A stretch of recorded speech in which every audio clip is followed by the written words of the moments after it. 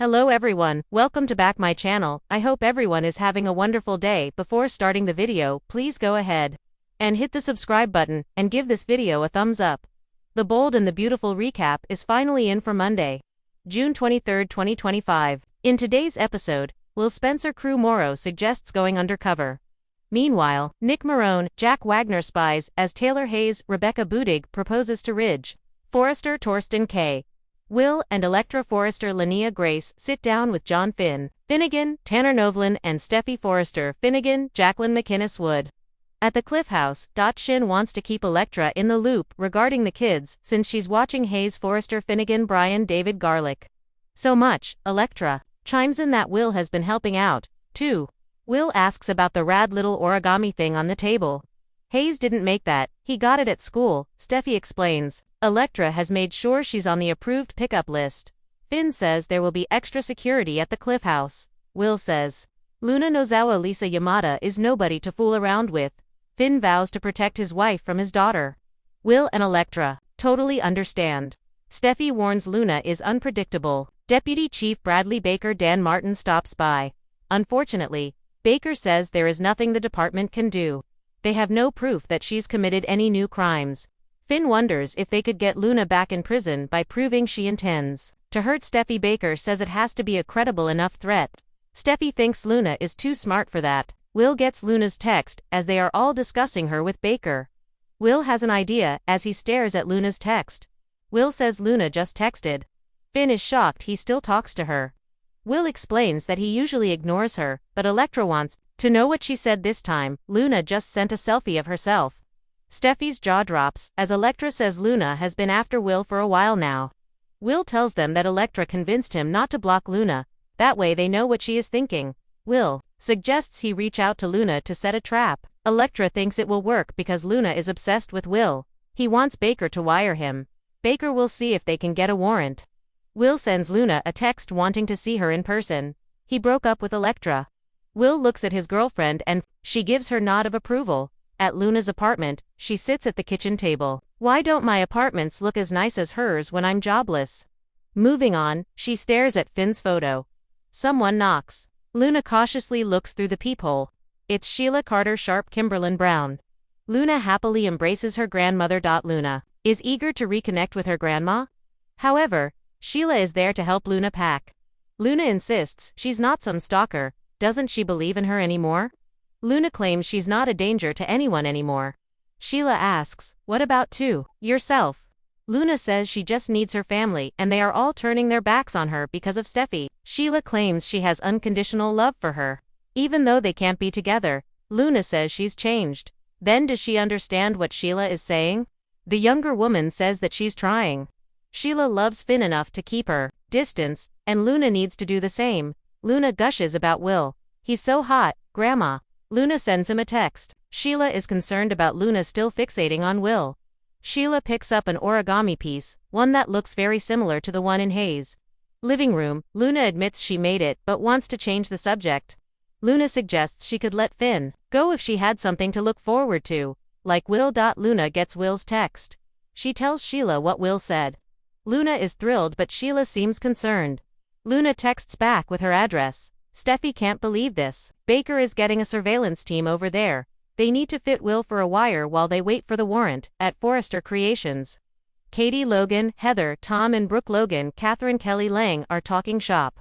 The blonde is distracted. Katie pokes and asks about Nick. Brooke smiles as Katie tries to get intel from her sister. Brooke admits Nick is very charming but her heart belongs to Ridge. Jack Marone is mentioned once again. Brooke says she's still in love with Ridge, and she always will be.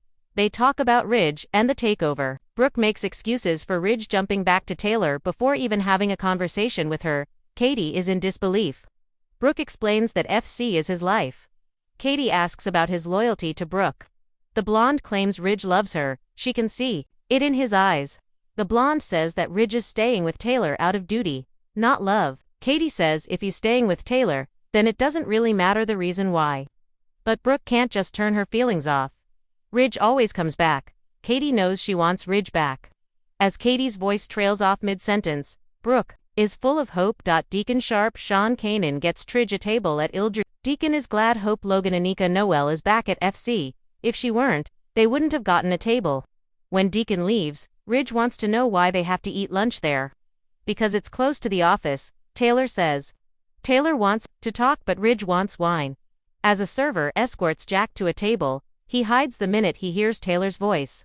Jack eavesdrops from a table hidden by a plant and listens to Tridge talking.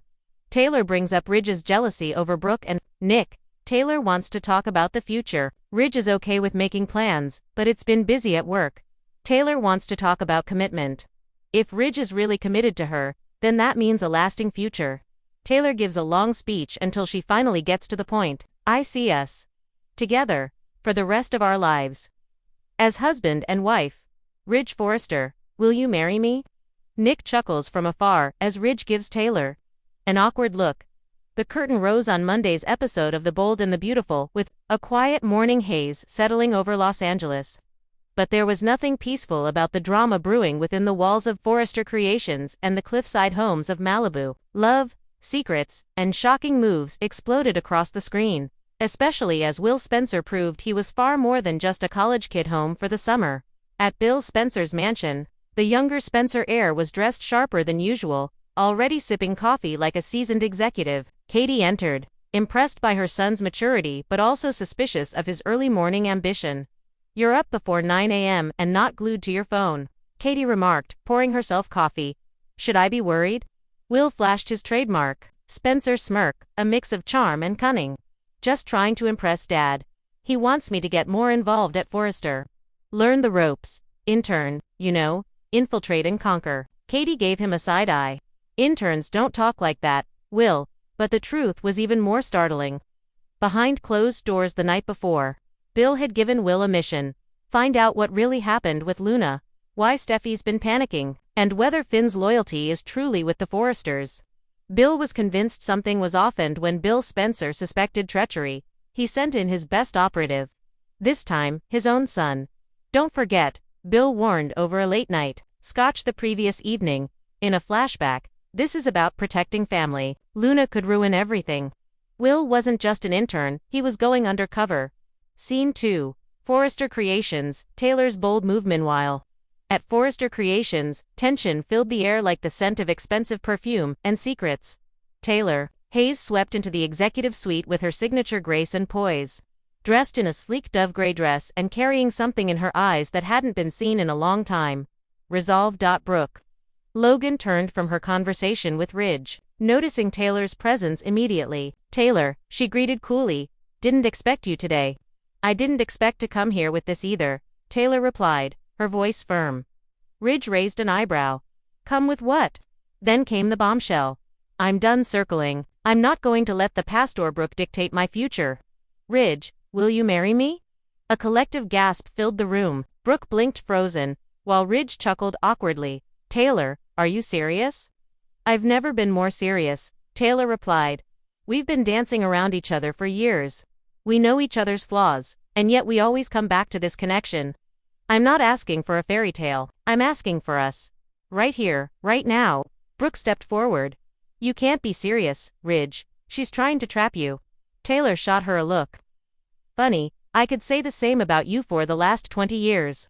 Scene 3. Outside the design office, Will's first day. First shock. Will arrived at Forrester Creations, breezing through the lobby like he owned the place. He was introduced to Luna by a frazzled Donna, who was busy sorting fabric swatches and muttering about how no one respects deadlines anymore. Luna smiled warmly. So, you're the famous Will Spencer. And you're the infamous Luna Nozell. Will replied with a teasing tone. I've heard a lot about you. Luna stiffened a bit, but smiled anyway. Hope it was mostly good. Will studied her. She was beautiful, sure, but there was a nervous energy behind her smile, a tension in her body language. His instincts flared. She's hiding something. When Luna turned away, Will pulled out his phone and opened the voice recorder. He whispered. Target, Luna appears anxious when confronted. Will continue observing behavior and interactions with Dr. Finnegan and Steffi Forrester. Just then, Finn walked in and Will got his first taste of how tangled this web really was. Thanks for watching this video, and please subscribe our Bold and Beautiful Update YouTube channel for more update news.